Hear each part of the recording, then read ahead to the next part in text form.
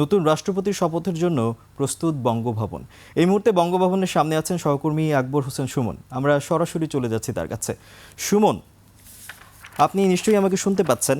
আমরা জানি সন্ধ্যা 7:30টায় বঙ্গভবনে শপথ নেবেন নবনির্বাচিত রাষ্ট্রপতি মির্জা ফখরুল ইসলাম আলমগীর।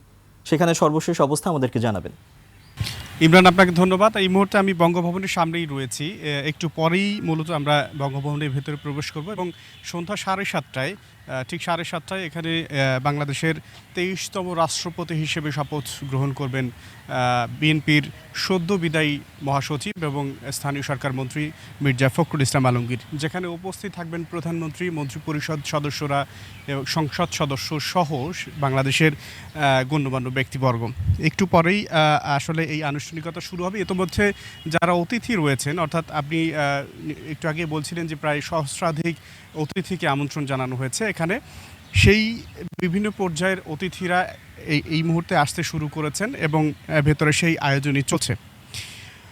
ঠিক 7:30টার মধ্যে এই আয়োজনটি শুরু হবে এবং জাতীয় সংসদের ভারপ্রাপ্ত স্পিকার যিনি রয়েছেন কায়সার কামাল, তিনি নবনির্বাচিত রাষ্ট্রপতিকে শপথ বাক্য পাঠ করাবেন এবং মন্ত্রিপরিষদ বিভাগ থেকে এই অনুষ্ঠানটি পরিচালনা করা হবে। ইতিমধ্যে সেই মন্ত্রিপরিষদ বিভাগের যারা কর্মকর্তা রয়েছেন, যারা এই মূল আয়োজনটি নেপথ্যে রয়েছেন, তারা ইতিমধ্যে বঙ্গভবনে প্রবেশ করেছেন।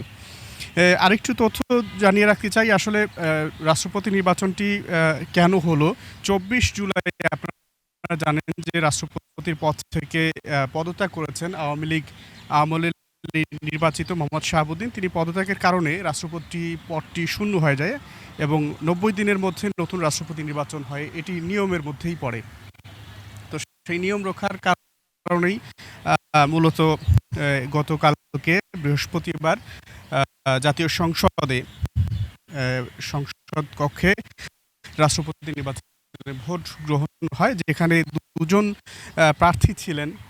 একজন হচ্ছেন জামায়াতে ইসলামী নেতৃত্বাধীন 11 দলীয় জোটে ঐক্যর প্রার্থী ছিলেন অবসরপ্রাপ্ত কর্নেল অলি আহমেদ এবং বিএনপির পক্ষ থেকে মির্জা ফখরুল ইসলাম আলমগীর। তিনি বিপুল ভোটে সর্বভোট তিনি রাষ্ট্রপতি নির্বাচিত।